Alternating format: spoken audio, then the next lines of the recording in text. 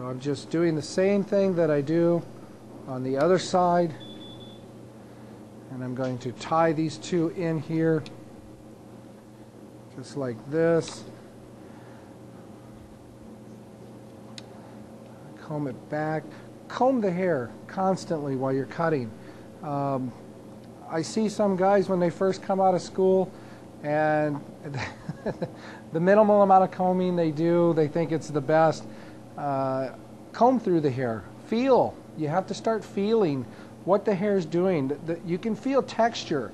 You can feel thickness, and you'll know when you feel on this side, your fingers are going through it.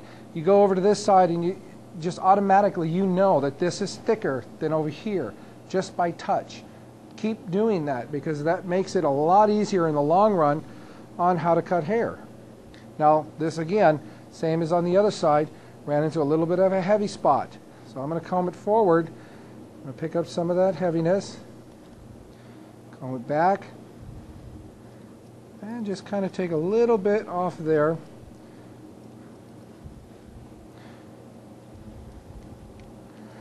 Find some areas that I think could possibly be trimmed down just a little bit.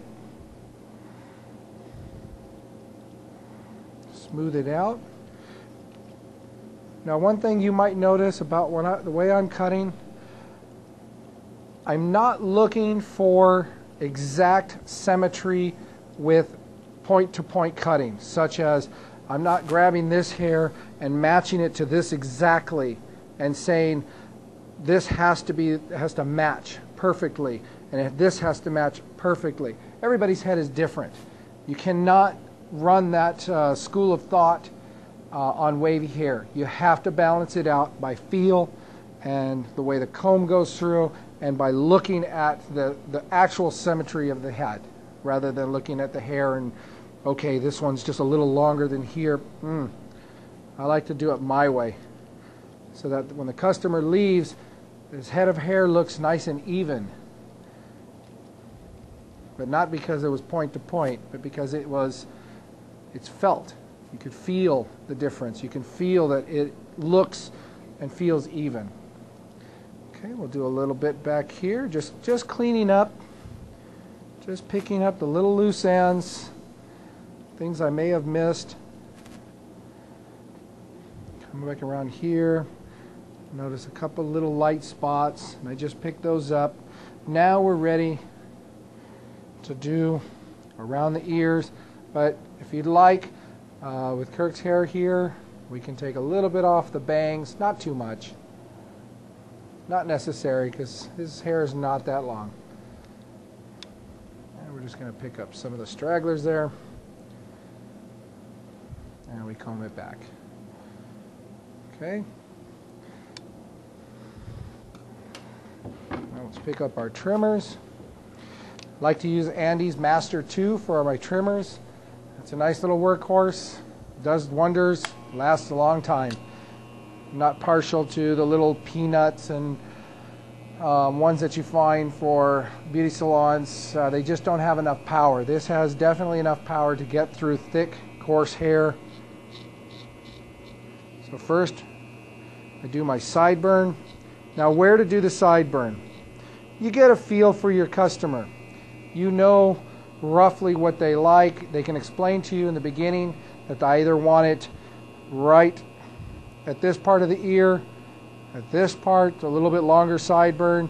I don't see too many longer than that, other than in rockabilly styles. You'll see a little bit longer of the sideburns. I try to stay away from top of the ear, all the way up here. It's not complimentary to the face, especially if they have a broad face, to cut it way up here, only because it makes their jaw look over-exaggerated. So now coming around the top of the ear, we just lightly go over it. Do not try to make a heavy definition line around the top of the ear. That just looks ridiculous when it's done. All you need to do is a light trim. Clean up behind the ear here. Okay. I'm going to go around here and do the same thing. Now, when doing the sideburn on the second half, one thing that you have to notice, I don't look at where the first ear I do, I can look at where the sideburn is on the ear. But I also look at it where it is on the face. Okay?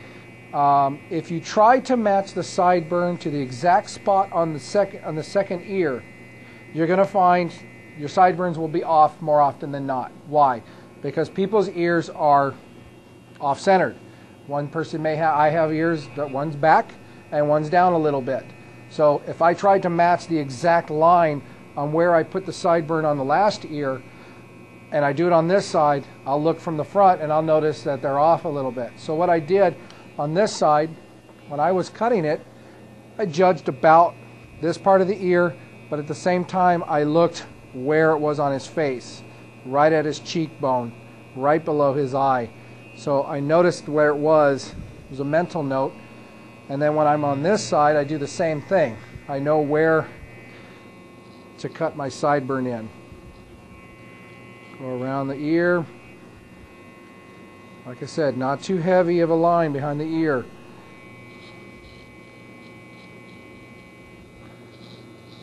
I'm just going to do the back here.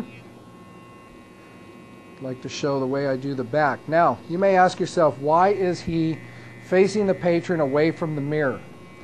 One of the reasons why I do that is I use this mirror behind me to see what I'm doing. It's not that I don't want my customer to know what's happening. I like to be able to see what's happening, and this gives me twice the length of space between myself and my customer. If I look at my customer from this angle, I'm looking down, so I don't get a good view of the back line or the taper involved. If I look back into the mirror, this is about 4 feet. It actually gives me about 8 feet of vision away from his head that I can see a pretty direct line, and it makes it a lot easier to see your line that you're cutting and also the taper. It gives you a different perspective. If somebody wants to face the mirror, that's fine. I've learned to cut with the back to the mirror. It just works for me. It's the way I've done it. Okay, I know that. I got a little spot right there. A little bit of an edge. Round that in. And ask your customer whether they want their back to be rounded or squared. With his cut, it looks a lot better when it's rounded at the edges. A little bit of a squareness to it, but a little rounded edge. Now, I've got that pretty much done. I'm going to comb through it. At this point, you can ask your customer if they would like a little bit of styling aid, gel. I like to use my product. Take a little bit of there. And you don't need much gel. This whole idea of putting so much gel in your hair that it looks like it's made out of plastic just doesn't need it. Now you see I'm running my fingers through everything here. Giving a good feel. I'm feeling around. I'm not just running the gel through. I'm feeling what the lengths are in the hair, the thickness. It's one last chance to feel if there's any unevenness. Okay. Now we're going to get the back of the neck. This is one spot that I see a lot of guys miss. They come out of school and they'll do the line and they'll leave all this back here. It's a very unkempt look. You want to clean up the back of the neck. Again, be mindful of moles. Some people have skin tags, moles. You really want to watch that you don't tag those because it hurts and it bleeds.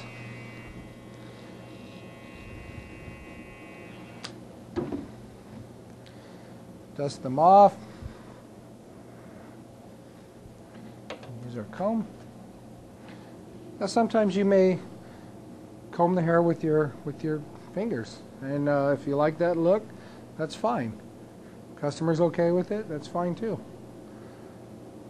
I just want to give it a little bit of comb through, and we have basic, medium, short cut on curly hair.